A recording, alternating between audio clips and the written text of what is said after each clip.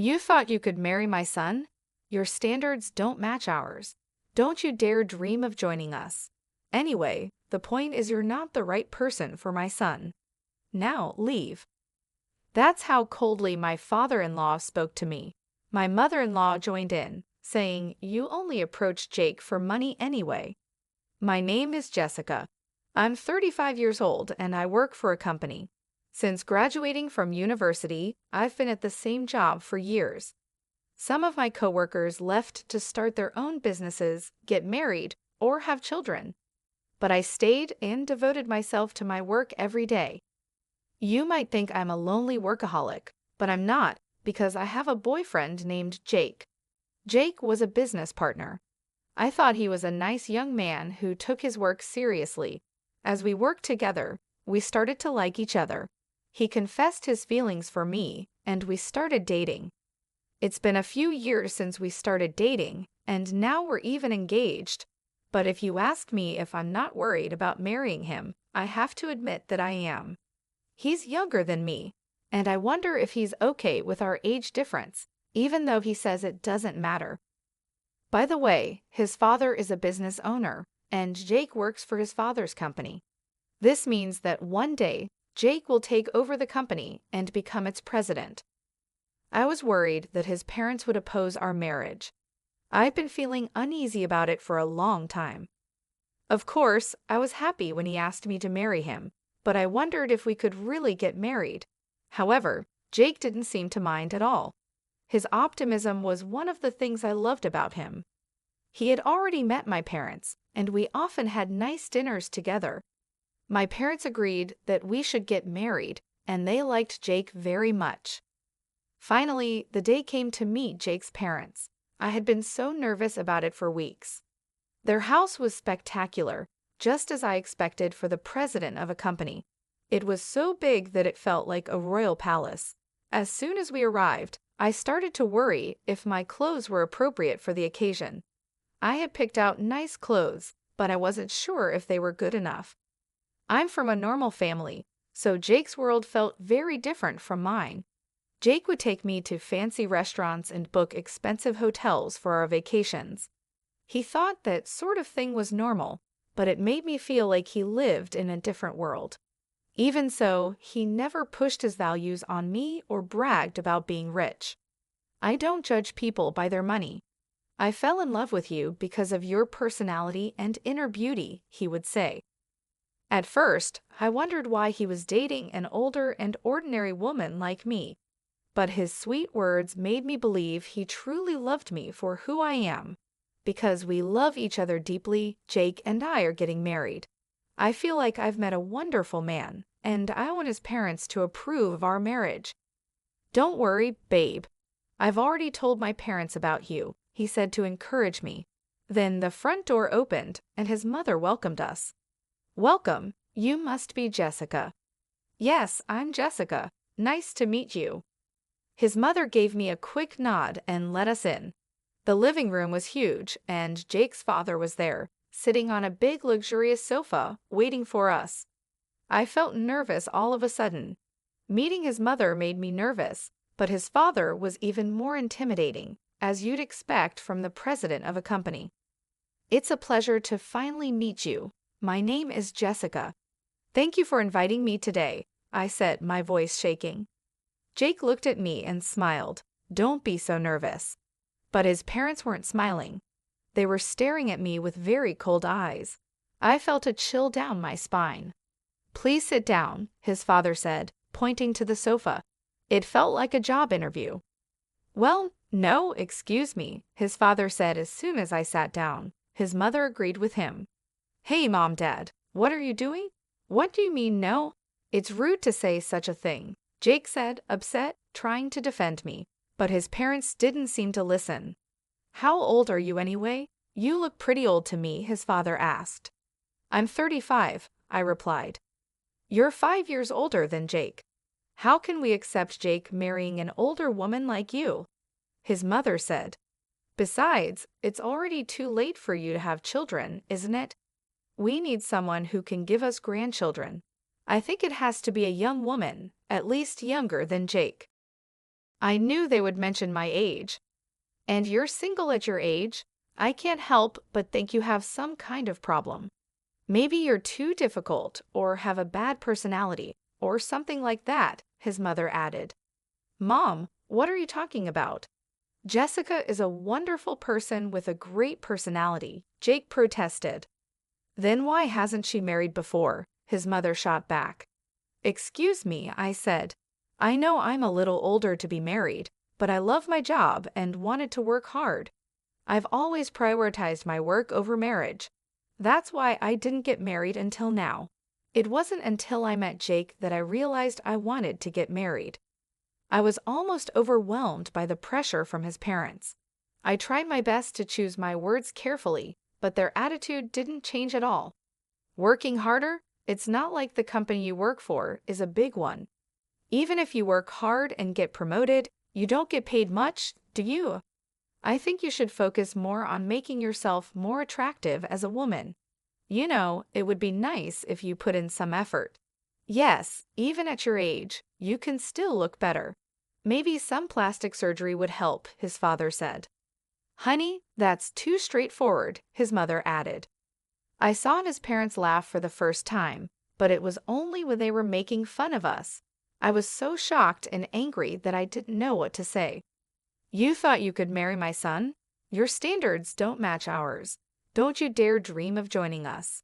Anyway, the point is you're not the right person for my son. Now leave, his father said coldly. My mother-in-law joined in.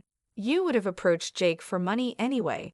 I don't know how you fooled my son, but you can't fool us too. That's enough. You guys can say whatever you want, but it's my life. I'll decide who I marry. Jake tried to defend me. I stopped him and said, I see. I understand how you feel, but it's quite rude of you to say such horrible things to me, especially since we just met. I don't care if you're richer or not. It's not important to me. But if I were to become rich, I definitely wouldn't want to be like you. I stood up and walked out. We don't need to have any more conversations. As I left their house, his father shouted, You've got to be kidding me. Don't you dare insult us, you beggar. We'll never allow you to marry my son. I don't want to be related to people like you anyway, I said. You're such a disgraceful person. I'd like to see the faces of the parents who raised a woman like you, his father fought back. I ignored him and left their house. Their attitude was just too much for me to handle. I walked outside, frustrated. Then Jake came running after me, looking worried. Jessica, I'm sorry. I never thought my parents would say something like that. It was horrible, but maybe it's a good thing we found out now. It would have been a lot more pressure if we got married in that situation. Anyway, I'm leaving them. I'm not taking over Dad's company. I'm quitting too. You shouldn't make such a decision in a rush, I said. I'm not rushing. I really do love you, Jessica. We didn't get together for money, so there should be no problem if I leave the house.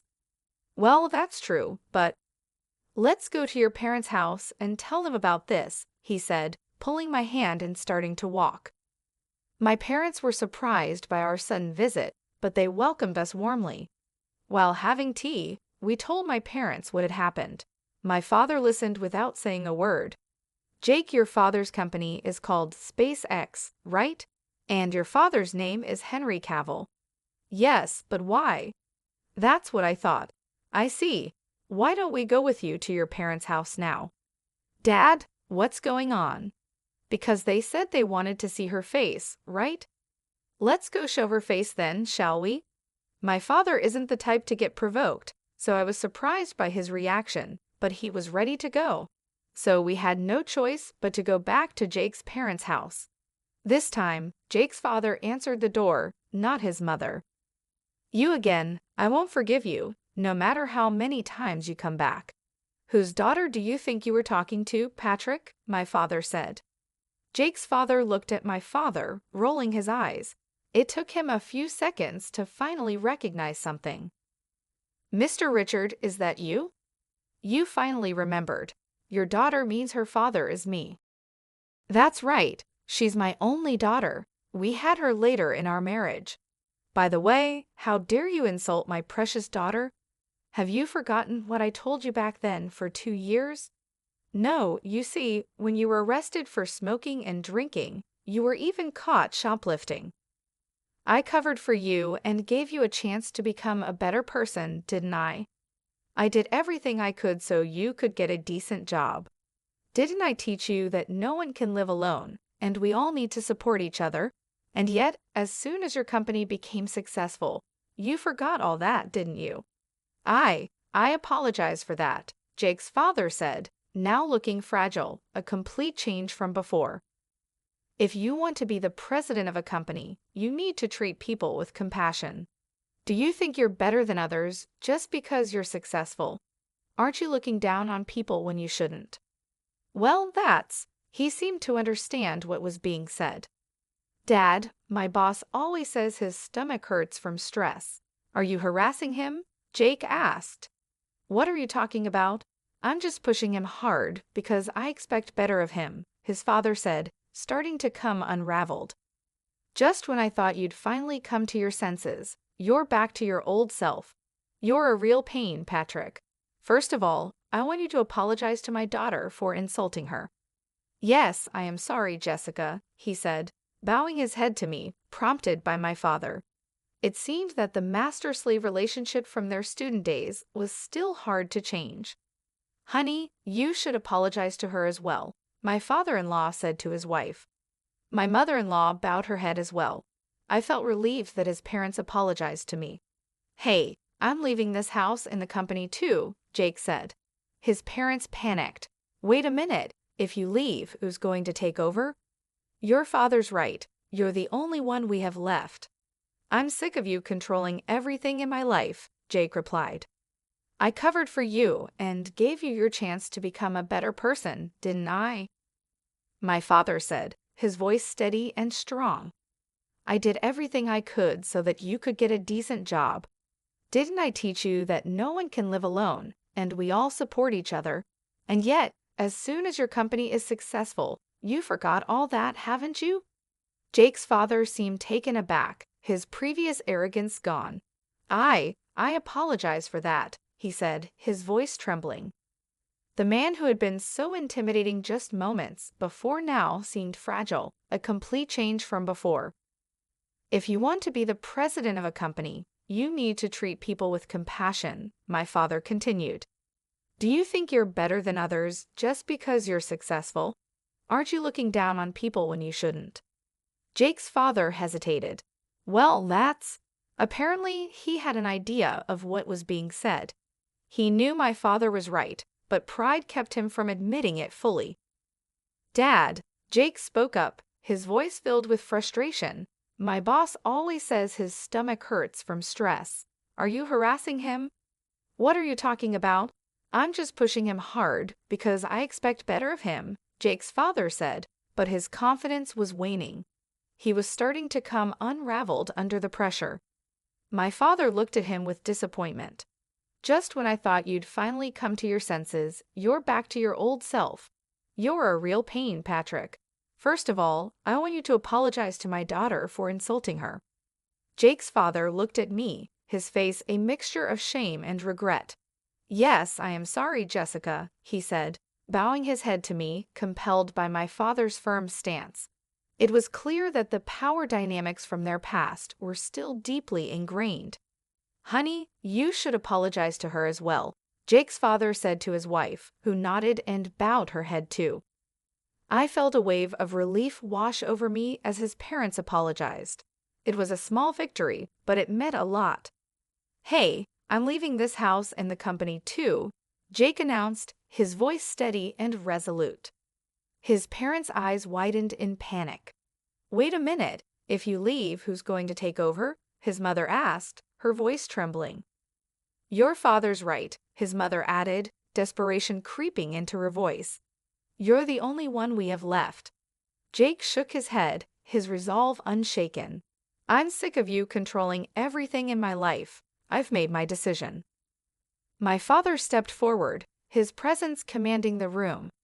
Patrick, it's time you learned that respect and kindness are more important than wealth and status. You've been given a chance to change. Don't waste it. With that, we left the house. Jake and I walked away together, leaving behind the toxic environment that had tried to tear us apart. It was the beginning of a new chapter for us, one where we could build a future based on love, respect, and mutual support. I am going to start my own company and see how far I can go on my own, Jake declared. And I'll marry Jessica as I promised. Thanks for everything. Jake bowed his head deeply to say goodbye to his parents. Their faces turned completely pale and they froze in shock. Despite their reaction, we left them behind and walked away together. My father had been a high school teacher until he retired, and I had no idea that Jake's father was one of his former students. When I looked up the company Jake worked for on their website, I saw Patrick's picture. My father had told me that he had a student who became successful, but he never mentioned who it was. At first, my father was happy to see that one of his students had achieved something great. He always believed in hard work and integrity. You can't be blinded by money and forget what's important, he used to say. My father was a dedicated teacher, always strict about values like honesty and humility. Jake followed through on his promise. He quit his job and started his own business. I supported him while continuing to work at my own job. Jake had a natural talent for being a business owner, and his company started making a profit early on. I was proud of him and happy to see his success. We got married, just as we had planned, and became husband and wife. We lived joyfully every day, supporting and loving each other. Our life together is filled with happiness and mutual respect. As for my father-in-law, his story took a different turn. Some of his employees sued him for harassment, which caused the company's stock price to drop significantly. As a result, he was dismissed from his position as president. It was a harsh reminder that no matter how successful you are, treating people with respect and kindness is essential. Seeing how things turned out for Jake's father made me even more grateful for my own father. My father taught me the importance of humility and compassion. He was a role model who lived with integrity and dignity, and I strive to live my life by those same principles. Now, Jake and I focus on building a life together, filled with love and mutual support. We work hard, enjoy our time together, and always remember the values that truly matter. Please subscribe to our channel if you like our story. We'll see you in the next video.